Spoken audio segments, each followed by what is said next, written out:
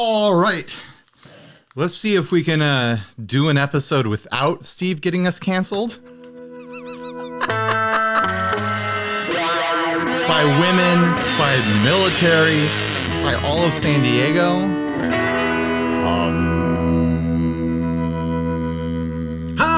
Hey everyone, I'm Ryan. And I'm Steve, and this is 60 Cycle Hum, the guitar buying, selling, trading, modding, fixing, breaking, playing, reviewing podcast.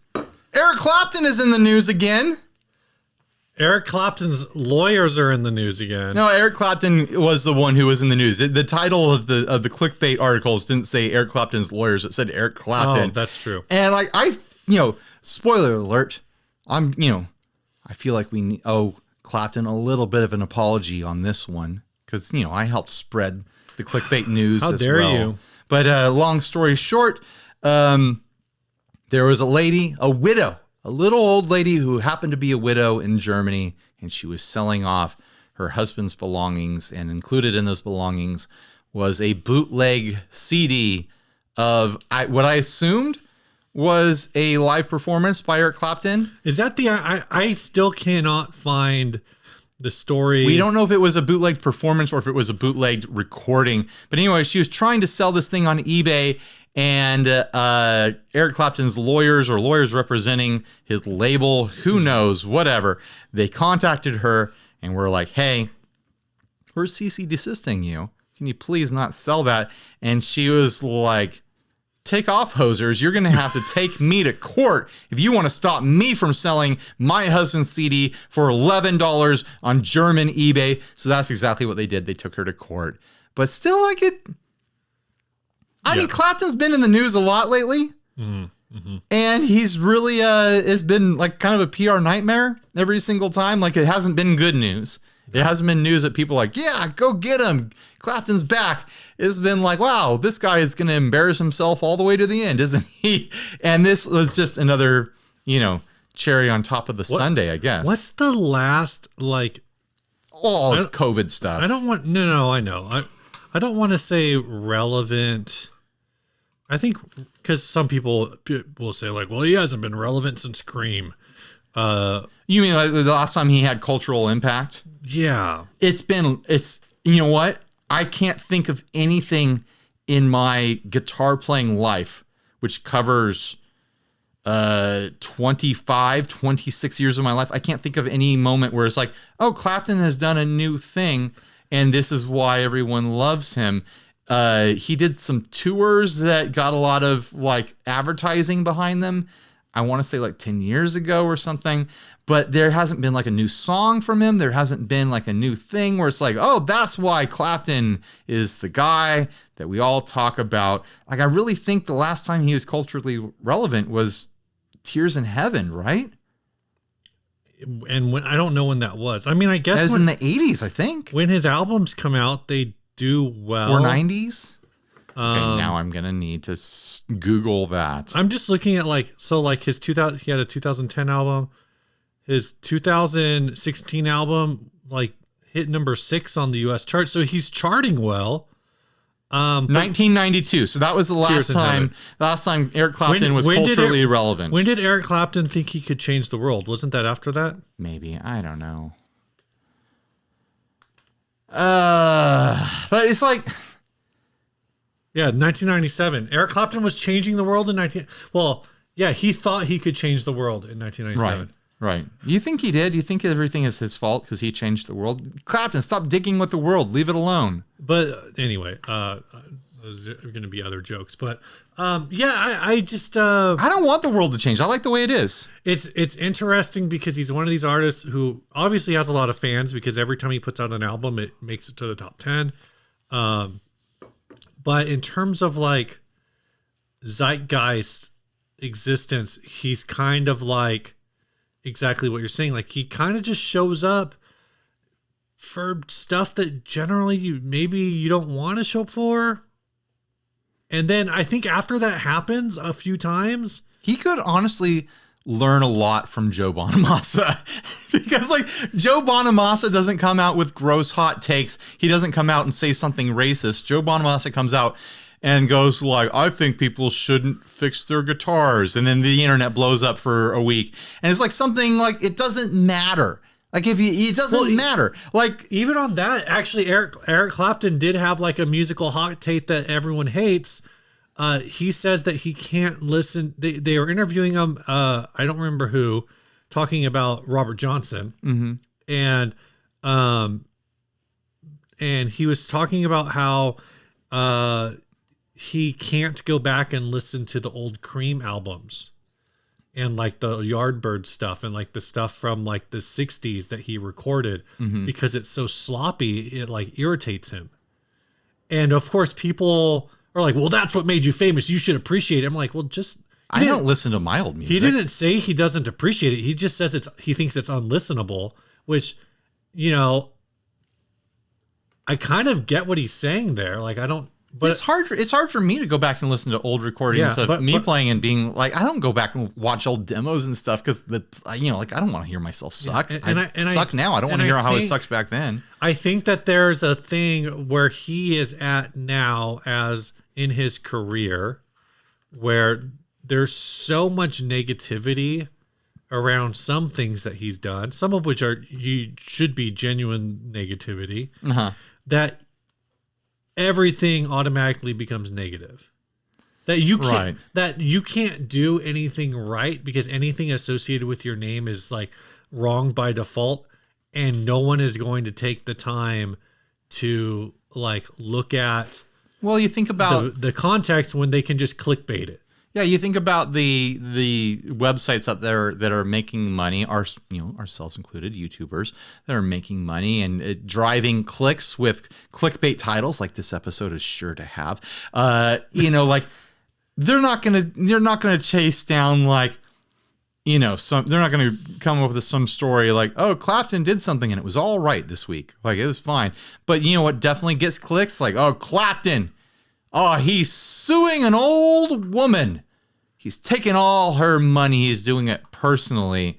And I think we do owe him a little bit of an apology for that. Like as a community. He knocked on the door and delivered the cease and desist himself. Right. Like I think when that article dropped, I mean, I'm guilty. I shared it myself. I shared it on the Facebook group. I was like, oh, look at this. Old Eric is up to his old games again, being a real bastard, isn't he? And then, more news came out and it's like, yeah, his lawyers sued this lady, but it sounds like the lawyers are actually a lawyer group that works for a large group of artists and maybe even a group of labels or something like that. So it's not like... Yeah, the image you have in your mind is Eric Clapton scrolling through German eBay and being like, who am I going to sue? Oh, here's a little old lady. I'm going to try to get $4,000 from her because she's trying to sell a CD for 11. No, there's like a legal group out there that just full-time enforces these laws. And in the statement, they say that this usually comes up because they're trying to like stop people who are like mass producing bootleg CDs for sale, and that in all of these cases, like they pretty much, if the person like who's like, oh, I've got an eBay listing, I've got 40 copies of this Eric Clapton bootleg, you buy them all, everyone can buy one, I got 40 of them. Right. Like typically if they send that person the cease and desist letter and they take their ad down, like it goes away. That's pretty much it. Like there's no other. But this little old lady was like, bring it. She's like, you got to take me to court if you want this to go away. And so it's like, she kind of asked for it in a way, but I kind of like, she was like, my husband is crying tears in heaven. You think these courts are going to get me on my knees? Oh my I shot the sheriff. How many more do you have? Is that it? Do you think that lady did cocaine? You know what? I wouldn't be surprised if she was, like back in the day. No, as she was responding to their letter. Yeah, like she got the letter, she opened it up, she took a hit, she's like, "Bring it, here we go. I'm the most powerful monster in the universe. They can't take me down." I want to meet this old lady, but do you think she lives in a black room with red curtains or? Steve, these are stretches. These are so stretchy.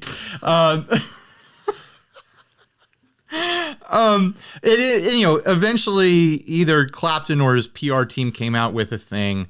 This is all old news at this point. They came out with a thing and said that, Eric Clapton doesn't have any plans to pursue collection of the $4,000 that were awarded the lawyers in court that this woman's supposed to pay. It's like, I don't know how that works. Whether he doesn't plan on doing it or not, maybe she still will have to pay under German law or something. I don't know. It sounded like she was down to deal with whatever was going to happen anyways. She might still have to like pay for her own legal fees because I think part of that $4,000 was the fine, and then paying for each legal fee, and then paying all the legal fees, because a lot of times in like a civil suit, if you lose, you have to pay everybody. You have to pay all the lawyers. So, but like, I don't think that response is enough to just be like, oh, we're not planning on pursuing this. Right. Like, if I was that PR team, or if I was Eric Clapton, I'd be like, we got to make this look right, guys. Even if you're doing it just, for cold-hearted reasons, we got to make it look right. Mm-hmm. Send Clapton over there, knock on her door, photo opportunity, shaking hands, handing her $11, buying the CD. Yeah, here we are. I'm buying the CD from the lady to get it off the market. I'm not going to sue her. I'm going to buy it. Her husband was a fan, and now I'm going to buy it. You know what he could have done? What? He could have said, guys, I'm going to go knocking on Granny's door. Going to give her a little sunshine of my love. All right, I'm done. That's all I got. That's all the songs I know. I don't know any other Eric Clapton songs. Oh, man. It just seems like a wasted PR opportunity to me, which is a, kind of a cold, hard, cynical thing to do. And especially like with all, everything that's been going on with Clapton in the news, like he needs a win, and he could have turned this into a win, and he didn't, or his PR team didn't. And maybe they have some sort of like strategy to be like, Eric says that he wants to go, fade into the grave being known as a dirty old rough around the edges man who had big opinions and no one could stop him, sort of thing. Maybe that's his desire. Maybe he doesn't want to end up in the history books as a nice guy. Maybe that's a choice. I don't know. But he's definitely this sort of thing doesn't seem to help, It seems like you're giving him more credit than he. Yeah, I don't think he's being that clever. So anyways, I'm sure just because of whatever title I put on this, we're going to get all sorts of people who jump to the video just to comment, and then they leave because they didn't actually know what we were going to say. But anyways, I just want to say this time, I'm sorry, Eric. We did you dirty. And I think everything is fine. Obviously, this lady literally asked for it. Yeah. I don't think she deserves to be sued for $4,000, but she kind of did say, go ahead and do it. So whatever.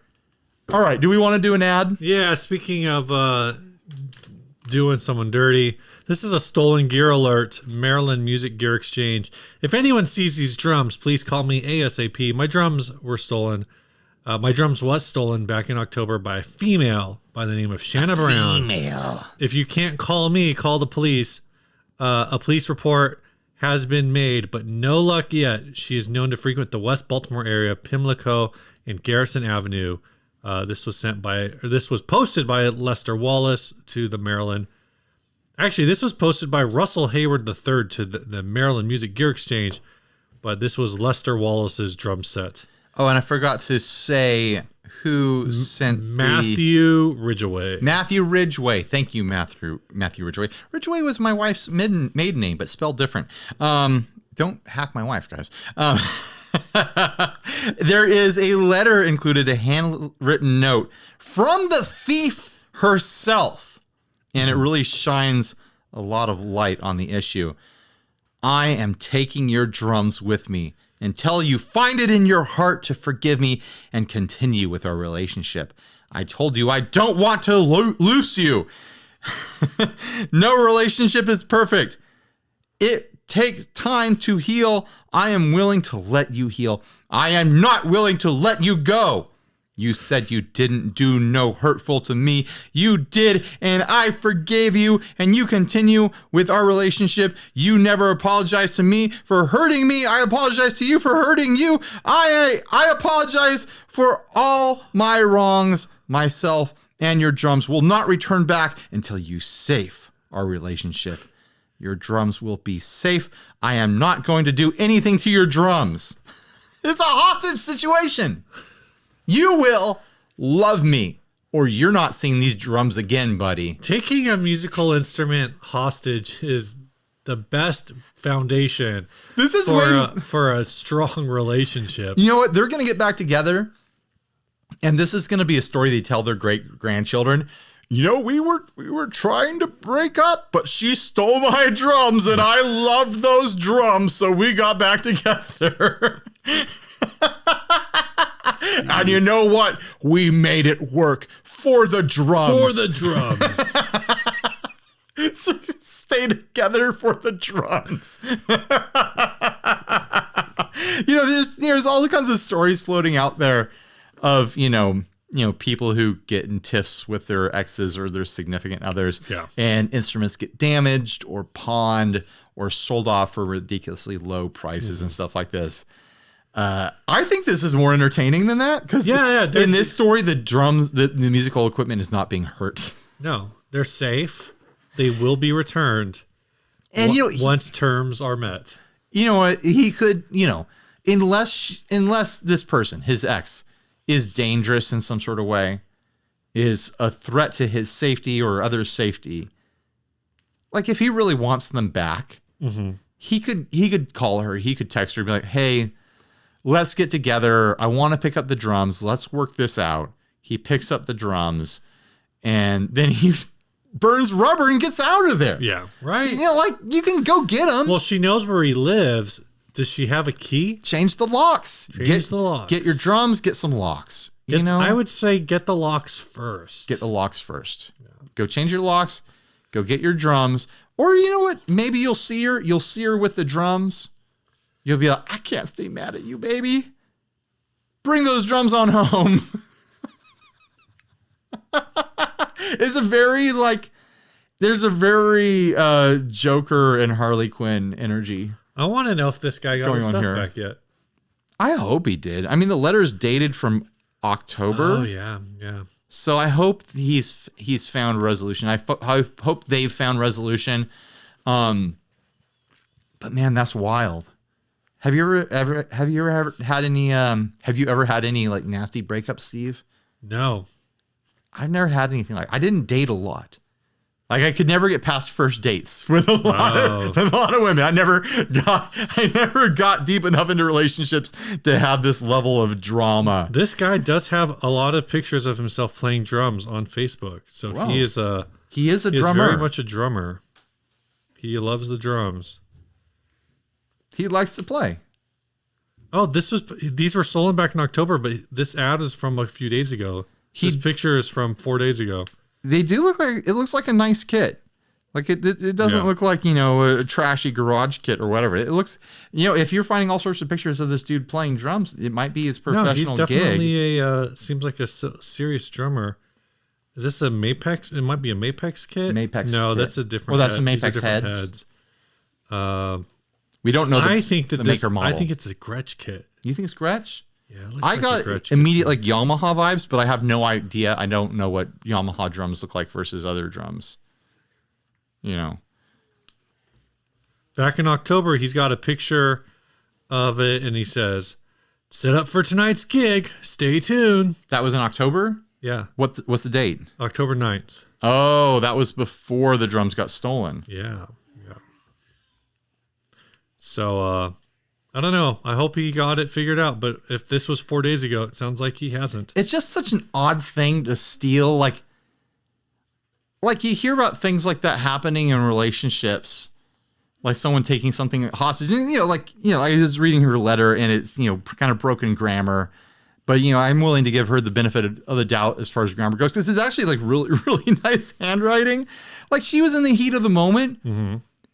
Like her relationship is falling apart. Like, I mess up grammar all the time and I'm just chilling at home like writing dumb comments on the internet or whatever. Right. And she's in the heat of the moment. She's having a very emotional situation. She left a note, but the part that's hilarious to me is that in a very hurt and angry situation, like I feel like it would be normal to be like, I'm leaving and I'm taking your guitar with me, or I'm taking your Xbox with me.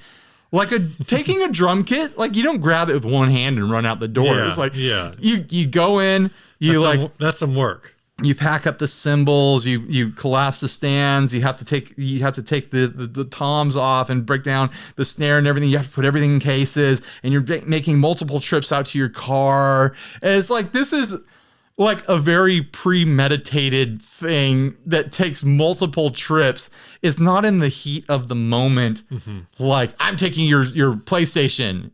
If you ever want to see your PlayStation again, you have to love me. No. And it seems like this guy's either got some other drum sets because he's been doing gigs since this has been stolen. But, maybe this was his favorite one. Maybe this is his best one and everything else is just kind of cobbled together. Who knows? You know what? Maybe he loved this drum kit more than he loved her, and she knew it, and she was jealous. Ooh, you spend more time with that drum set than you do with me. You're always hitting that drum set. How come you never hit me? That's a terrible joke. All right. That's a terrible joke. This is already our second take on this episode. Gosh. Last time it was Steve's terrible takes that made us redo it. Oh my gosh, I feel awful now. You just made a spousal abuse joke. Way to go. Damn it, Ryan. Why did you do that? I'm so sorry. Never do a hit on anyone. Never hit anyone. Yeah. Don't ever hit anyone for any reason. Unless you're doing it for sport, you're boxing, you're UFC or something like that. Or self-defense. Self-defense. The self-defense hit them. But never hit anyone. Hit your drum. You get drums. You hit your drums, I don't know. All right, let's move on now that I've disgusted myself. Speaking of disgusting yourself, this episode is brought to you. Oh my gosh, we're transitioning. That's always the transition that I take because of that dumb Subway thing from the radio years ago. No, this episode is sponsored by Chaseless Audio. They make the mood. They've got the mood. I've got the mood right here in my hand. Are you in the mood for a mood? Get a mood then, because the mood is the right pedal for the mood that you're in, which is a mood. Are you in a mood? Get the mood. All right, chaseplus.audio.com, Digital Brain and Analog Heart. Go check them out. They make pedals more creative than you are. There you go, and better looking too. I've seen pictures. All right, this you know it's true. This next topic is what's new. What's new is we are recording this a couple days before 2022. This will be the first episode of 2023 of 2022. 2022. If we want to know what's new, we'll talk about him in I'm living in the future. We'll talk about it in the next one. I did get a pedal from Ground Control Audio, one of their drive pedals. I forget. Okay. I forget the Blood Oath, I think it's called. That is what's new. Otherwise, I didn't really have anything else new. I thought it would be fun to do what we've done a lot of years in the past, is make some new Gears resolutions. New Gears resolutions. So like, it doesn't have to be gear, but like, what do you want to accomplish, like musically, with your gear in the next year? This year, I want to learn how to play the guitar.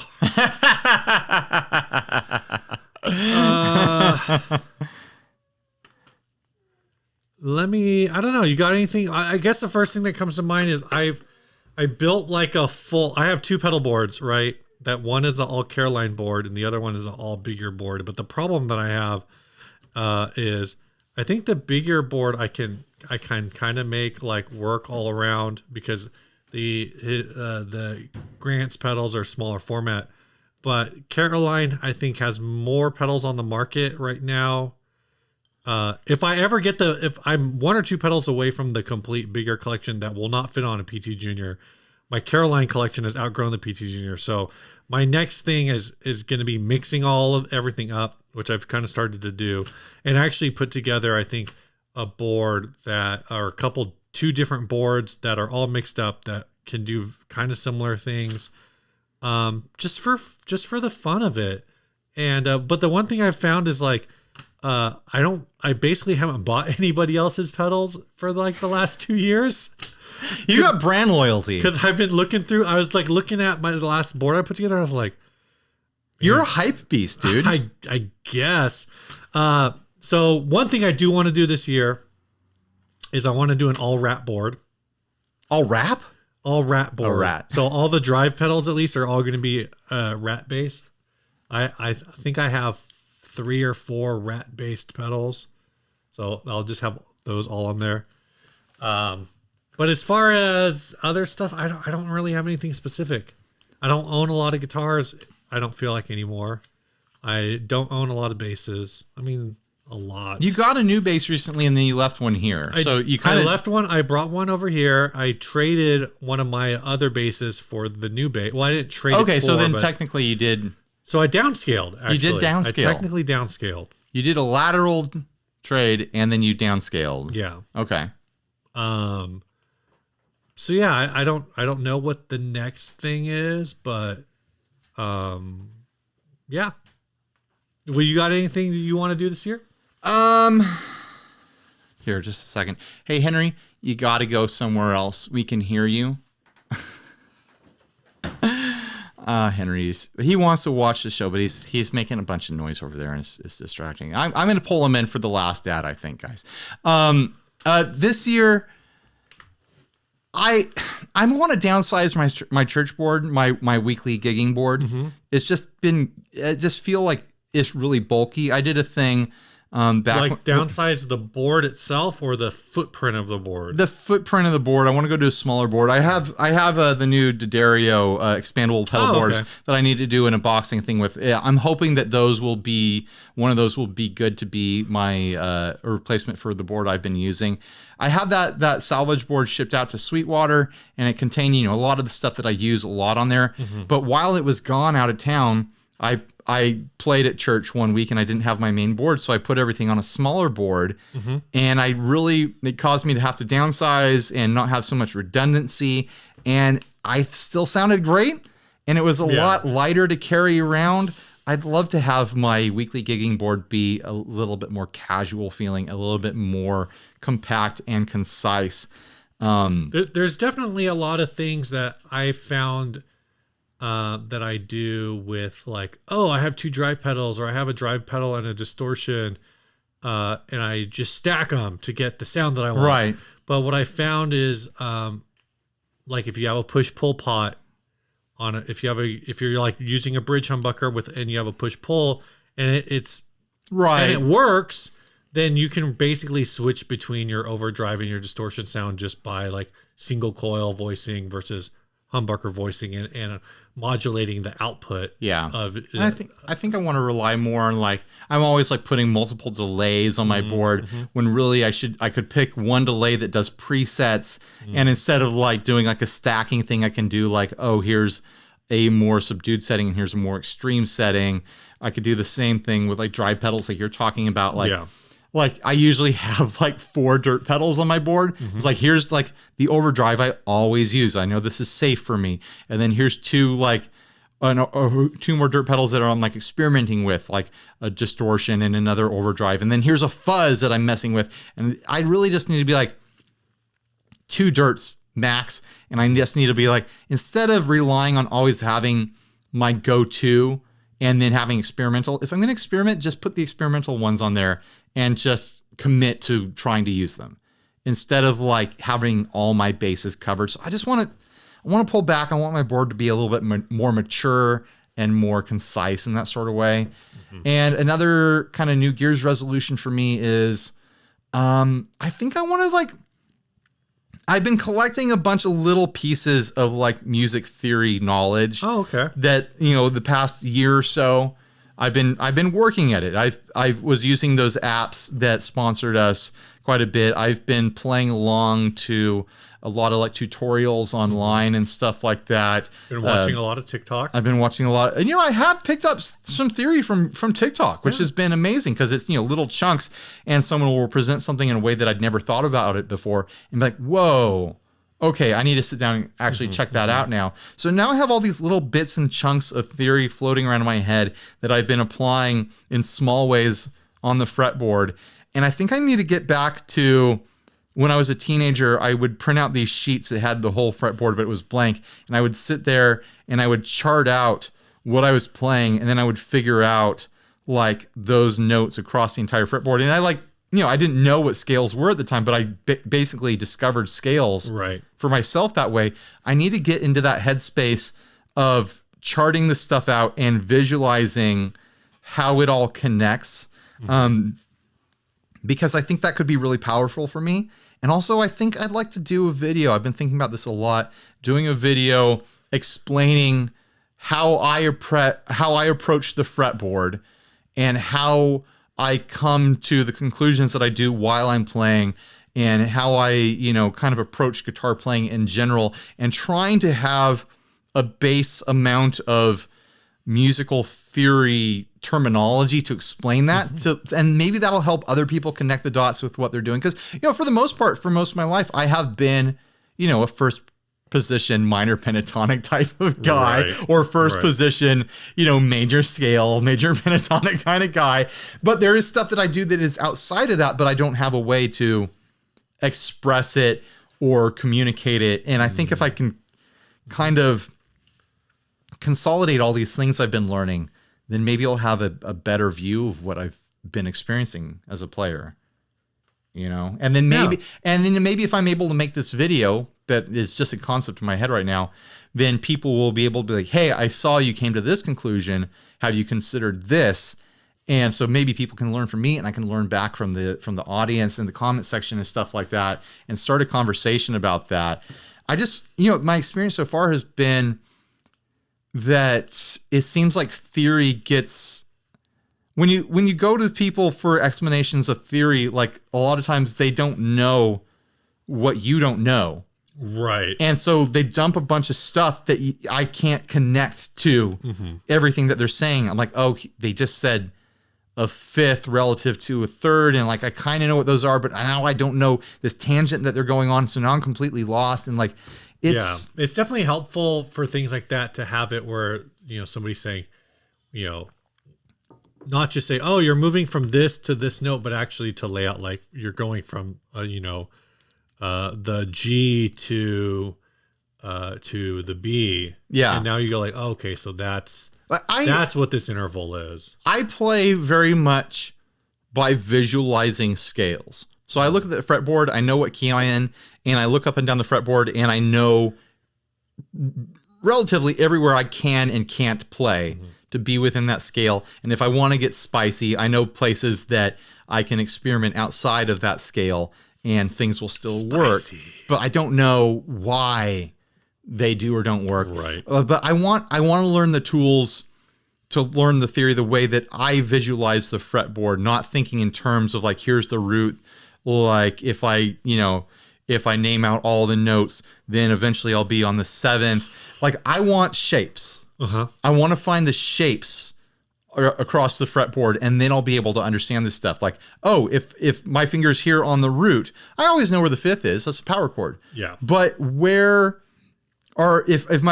one finger is on the root, if I want to make a power chord with a seventh, then where's that? Where's the third? Where's the first? Where's the ninth? There's, I want to be able to visualize all that, and I need to just sit down and chart it all out. Who's on first? So I think that's the biggest part of my new gears resolutions. Oh, that sounds cool. Yeah. On top of all that, you should learn how to play guitar. I should probably learn how to play guitar. I've been working on playing bass. Oh yeah. I heard you were playing the Talking Heads earlier. I was. That's a good one. Well, you and Robert were putting together the Stevis and Burkhead. Yeah, and speaking of that, this episode's also sponsored by Big Ear Pedals. Here they are. There's the Steve. This is the one I built. Where's yours at? I boxed it up. So Steve it's going to be on my church board, though. Robert McDowell were over here earlier today before we started recording this episode, and they both did their builds of the Stevis and Burkhead. And they work. They did it first try. It took them 2.5 hours. I'm proud of them. I'm sure I've already published the video, or I will soon this week. You better. It's not going to be a high detailed video. It's going to be a time lapse, and then yay, we did it. But I'm proud of you boys. It's going to be a really high speed time lapse. It's going to be a YouTube short. You know what? Yeah, it will be a YouTube short. Why not? There probably will be. All right. Anyway, next ad. No, well, it's a sponsorship. The sponsorship. So, anyways, Big ear pedals. You can't buy this pedal anymore. It was a limited run. Yeah. Stevis and Burkhead. There was 14 of them, and I've got one. Steve's got one. Grant has one. Robert has one, and then 10 are out there in the wild. So if you want one, keep an eye on eBay, Reverb, wherever. Up until we built those, there were only 12 right in existence, right? So go. You're gonna have to pay thousands and thousands of dollars to get these off the used market. They're so valuable now. Big ear pedals. The last time they released a batch, they went really fast. So you want to make sure you're following them on Instagram. Get on their mailing list, bigearpedals.com. Get on that mailing list so you know when you can find out when the next batch of pedals, whether you want an L, reverb, the low fuzz, maybe an Albi. Yeah. Maybe a shake. Multi-modulation drive. The shake is a fun pedal. It's a shaker that you can plug into your pedal board and make cool sounds with. Yep. Yeah. Big Ear has some great stuff. They're big fans of the show, and we're big fans of them. They're super nice people. So go follow all their social media accounts so that you can stay up on when stuff becomes available and tell them that we sent you. All right, next ad. This ad was sent by Cody Hanlon. It is Squier Parts. Fender Squier, maybe not all original, not working, only good for parts. Parts. That's in big caps, PARTS, parts. And this is listed for $40. Dude, I'm in. I'm saying this is a good deal. Like, I think when it got published on the group, people were like, ooh, oof, I don't know. I'm looking at this as a $40 body that has some dings in it, but it's still a $40 body with some pickups and a questionable neck. Like this is a home scallop job on the fretboard. Yeah. But you know what? If you've been scallop fretboard curious, it doesn't look like a professional scallop, but it looks like a scallop. They removed one of the frets. I think they were trying to add a fret. Oh, is that what's going on? Because look at what's going on underneath the pick guard. Yeah, but so some of these older ones, it's hard to tell. They might have removed the fret. That is an aftermarket neck because the dots aren't centered. They might have put those dots in after they scalloped it, dude. Because they scalped the dots out? They scalloped the dots out. Oh my gosh. Because what I'm thinking is like Fender, some of the Squier stuff that were 22 fret Squier have the hangover. The hangover. Starring Zach Galifianakis. I'm willing to bet that's the original neck, and it's just hard to tell. Like there's something going on the headstock with pink tape, and maybe I'm seeing where the logo might have been, and it looks buffed off or whatever. I'm betting it's the original neck. This is one of the nicer Squiers from this time period. One of the ones with the big block bridge on it. Yeah. And that cool, kind of fireburst finish. And you're 100. I think the finish looks good on this body. And it's relic. There are some dings, but they're not really that bad. It's not an unnatural relic. It's this is you know what these dings are. They're them tightening the pick guard down too hard. This is the wrong pick guard. So the ding, all those dings are where the old pick guard was. Look at the screw placement right here. What the hell happened there? Probably because they were trying to fit it to like where some of the original screws are. So there's a lot of extra holes in this body. Oh my gosh, there's a couple of things going on here. But honestly, like those dings, those little chips and stuff like that, on a Fender guitar, that's not a deal breaker. Like this, I still look at this like a $40 body in a fun finish. Yeah. If you're scallop curious, you could set this up and play it and find out whether or not you actually like that feel before investing. You could grab this guitar, this body and pickups. There's only two knobs. Yeah, because one of the knob holes is covered with a Ford sticker. Yeah, one of the knobs is missing. He probably converted it down to being a two knob thing, but there's two pots, but only one knob. Yeah. One of the knobs is missing off the pot. It looks like an aftermarket switch tip. If your volume is always on 10, you don't need that knob, right? But honestly, I remember these guitars. The pickups were fine for a Squier. The bridges were really, really good. A 2-point trim with the big, heavy block kind of saddles on it. That finish is really cool. I've seen these in person. It's a really pretty finish. You could probably get a proper neck for this for, I'd say, $60 to $100. So you're in, if you want to replace that pot, say maybe you go to Gun Street, get a wiring harness. That's going to run you another $60. So you're in like maybe $200 in parts on this, and you're going to have a pretty good playing guitar, I think. I think Take that old neck and throw it away. I don't know. I would try the scallop thing first. I mean, even if you like it, so I had that 70s classic Fender, and the scallop job on it was fine. Somebody was trying to be Yngwie, so they scalloped a 70s style Strat and natural to go for that Yngwie look. I still sold it. Like, I think if you're, I mean, maybe if you're scallop curious and you just want to try it out, but I'm saying at $40, there's not a lot you have to do to this guitar to get it playable. Like it might already be playable. You can try it for $40. And if you do want to swap the neck, then you can do that. Honestly, if you cleaned this up, you buy this for $40, you clean it up, you put the electronics back in order, which could cost you maybe $30 to get yourself a new set of pots and a new switch or something like that, or salvage what's in there and just replace what's missing and clean it up a bit. You could flip this. You could, for about, $20-$30, you could flip this probably with a fresh pick guard. So let's call it $50. You're adding on top of there to make it a $90 investment. You can flip this for at least $150 or $200 once you clean it up. If the neck works. If the neck works.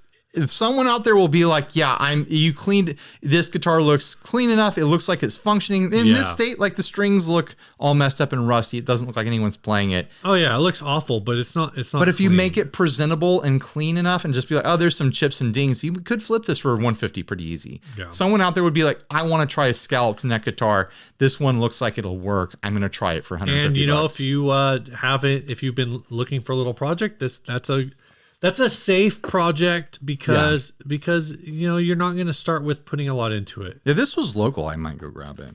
I'm just saying. All right. What's next? Housekeeping is the part of the show where we thank our subs, not our doms. No, I'm just kidding. Where we thank the people. Thank you, doms, who have subscribed to us on Patreon. You can also support us at patreon.com/60cyclehum, where for as little as $1 a month, you can make this program and other programs on this channel happen. This month, we have upgrading to the $10 level. That's the inner circle, where we will get you into the backstage group. All you have to do is find me on Facebook. And actually, there's a link when you sign up for Patreon that you get to see that tells you how to find me. And then I'll add you into the inner circle. There you go. But upgrading this month this week is Nick Orman. And also joining us at the $10 level is Jordan Carroll. So thanks, Nick. Welcome. And Jordan. And thank you. Nick already sent me a request. I have not heard from Jordan. So I have Jordan, are you okay? I've not put him into the group. We have not heard from you yet. But yeah, go check it out. And thanks everyone who helped support the show. It makes this happen. I'm going to go get Henry because he wants to chime in on the episode, and I think he might like looking at this next ad sent by Mark DeBrune. Mark DeBrune. I'll be right back. Ryan is leaving. I'm going to tell the story. Sordid tale. No, I watched the Cowboy Bebop live action, and then I watched the Cowboy Bebop anime. They're very different. I didn't think the live action was bad, but I don't have that verse history that I guess Cowboy Bebop fans have. I did not have the history to hate it. All right, Steve was doing his Cowboy Bebop moment update with you guys. Henry changed his mind. He's feeling camera shy, so he's not going to do it. So anyways, we've got this guitar here sent by Mark DeBrune. Yep. It is a Welson. I don't know if I've ever seen this brand before. No, it's some weird Italian brand, I guess. It says, I didn't realize it was Italian, but then when one of the pictures, it says made in Italy, so it must be Italian. I mean, this is, like classic funky Italian design. This is, like why Italia guitars is called Italia guitars is because they're referencing builds like this. Oh man, it's got a bunch of switches on it. It has a volume like thumb roller knob, like what you find on a Jazzmaster, but it's down on the lower bout there. We've got all switch. So I'm assuming that's all pickups. T for treble. Yeah. Bass plus treble. Middle. And then bass. And then off. A master off control. And then a tone control. It's all there. Look at these pickups, man. They look like waffles. Yeah. Like I want to pour syrup all over them. There's 4. Wait a minute. There's 4 of them? Yeah, so I guess in the middle, do you get 2 pickups in the middle like that? I don't know. A little confused by that. Maybe there's not enough switches here. Maybe there's one pickup that is only connected to the all. I think the middle is both middle pickups. I don't know. Maybe. I want to know. I want to touch this. I dig this trem. This trem looks like the basis for it's like that Hagstrom style trem. Yeah. I mean, I've got a Goldo version of that. Yeah, that's what I was thinking of. On my High Spirit. Builders, do stuff like this. Like stuff like this is really exciting looking. Not everything has to be made out of the same materials. Like look at the back of this, man. Yeah, it's kind of a plexi, like carbon fiber. It looks like sheets. I don't think it is. I think it's just etched, right? No, I think it's Moto. I think it's mother toilet seat on there. It's perloid material, and they just cut it out. They carved it out of a big piece of it. It's celluloid, right? Is my guess, anyways. But every part of this looks stunning. I mean, looking at it, you can tell that it's probably not the most brilliant playing guitar in the world. It's probably pretty funky to play. But man, the looks, you can't argue with the looks of this guitar. It is just stunning to look at. Yeah, this looks really cool. $950, I don't know. Is it worth it? I don't know anything about the collectability of this brand at all. Yeah, I've never heard of it, but and that gold sparkle, dude. You think so? I mean, I don't think somebody just pulled that number out of thin air. They must be basing it off of something. It seems like too big of a number to be pulled out of thin air. I even love that little crown sort of like badge that's on there. And it says Welson underneath. The binding on the neck looks really cool. It's kind of unique because it's not really bound in the way. I guess maybe it is. But like the fret. What's interesting, the frets go over the binding. Yeah. Usually the frets terminate at the edge of the binding. That's what I mean. Is it almost looks like the binding is on the sides of the neck. It's really interesting. I love the pickup rings. Like the pickups are in a pick guard, but then they're surrounded by a ring. Yeah. Like every part of this is exciting to look at. There's a lot of cool little details in it. I really wonder how it plays. Like if it plays decent at all. Could be. I mean, you look at everything about it is exciting, and then you look at the headstock, and it's like just blank. It's the tuners of the time. It's got a 0 fret with the nut that really exists more as a string guide. Right. And you look at the headstock and you're like, oh man, I don't know if this is going to play decent. There's not even any of the furls on. Well, that's not uncommon. Right. For that era. But if the rest of this plays decent, like I almost think that putting a fresh set of tuners on this would be worth it. Even though it would mess up the look a little bit. You could probably just leave it alone. It's like the tuners, there's nothing about the tuners that. I mean, if they work, they work, right? Instability. That's true. Like it seems a little off to me that they don't have ferrules. Right. Like I imagine that the whole tuner will shift as you tune it, but maybe I'm wrong on that. But man, that's a looker. I mean, it might shift a little, but once you're in tune, it's because the Harmony that I have has these same tuners on it, and the ones that actually work hold tune fine. Mm-hmm. It does have like 2 failed tuners on it that I think the gear itself is stripped. I look closely at one of them, and the gear is actually broken. I just want to look at that guitar. It's just beautiful. Well, all you have to do is just look at the pictures. Fly to Ophthalin, and you can buy. Actually, this is like on some kind of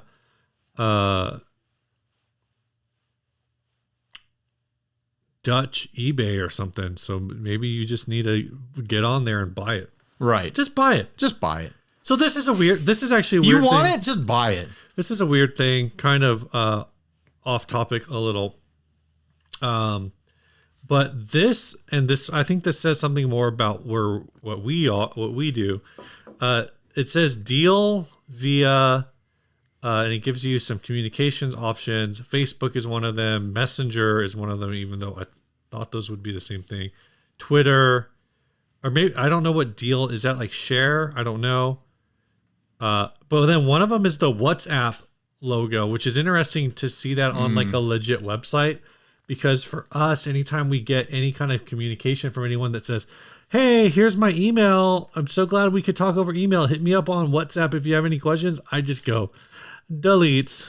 Like, Yeah, I just auto assume it's a scam. It is a hallmark of like the sketchy emails we get from outside the country, like trying to ask us to cover various products that often have nothing to do with the channel.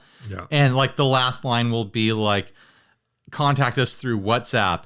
And because of that, because that is our main like source of like contact with WhatsApp as a thing.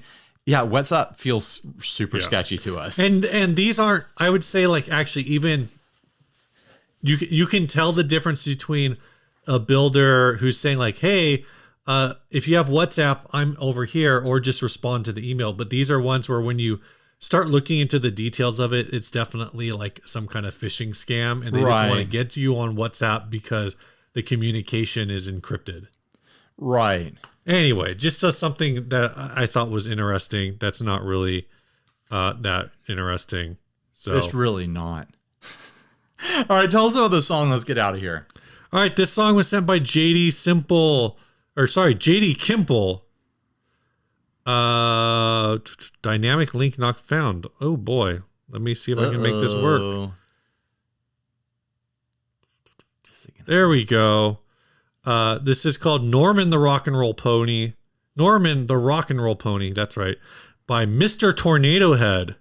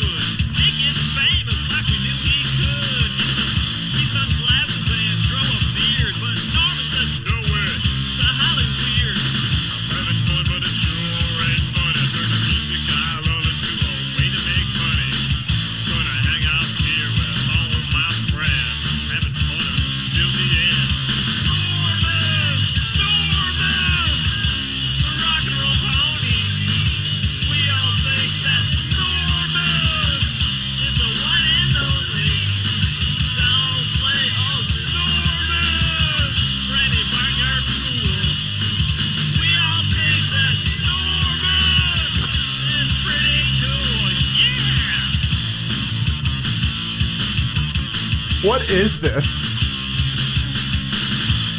Norman the Rock and Roll Pony. Oh, yeah.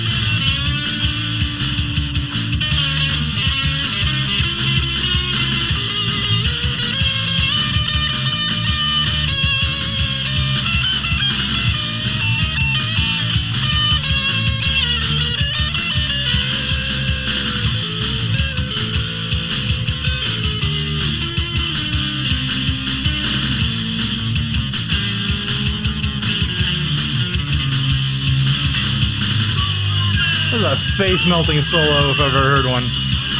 I like to imagine it was played by Norman.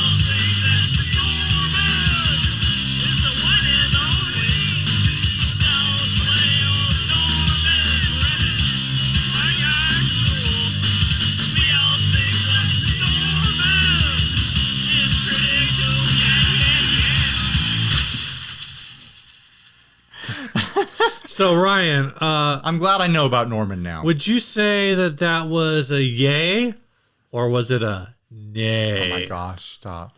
It's a nay, but in the positive way that a horse would say it. Okay. Yeah, when a horse is like, nay, it's a nay, not a nay. All right. Thank you for sending us a song about Norman the Pony. He's the one and only. All right, bye, everyone. Stay grounded.